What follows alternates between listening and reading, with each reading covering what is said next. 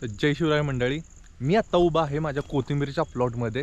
आणि ही जी कोथिंबीर मी ती करतोय पश्चिम महाराष्ट्रामध्ये. आणि पश्चिम महाराष्ट्रामध्ये सहजासहजी जास्त कोथिंबीर केली जात नाही, त्यामुळे अनुभव कमी आहे. आणि त्यासाठी मला सांगा की ही कोथिंबीर तर बघू शकता, एक 15 दिवसाची कोथिंबीर आहे. तर यामध्ये ऑर्गॅनिक पद्धतीनं आपण कोणती फवारणी करू शकतो किंवा कोणता नवीन एक्सपेरिमेंट करू शकतो, तर ज्यांना कोणाला माहीत असेल त्यांनी प्लीज कमेंट किंवा डी एममध्ये मला सांगा.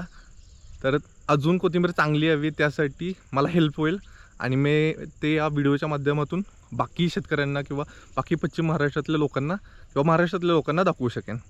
तर कमेंट करायला विसरू नका, त्यामुळे माझी थोडी हेल्प होईल. आणि अशाच व्हिडिओ बघण्यासाठी स्टोरीज बाय ऋतिकला फॉलो करा, शेअर करा अँड लाईक करा. भेटूया नेक्स्ट व्लॉगमध्ये. तोपर्यंत सो फार सो गुड.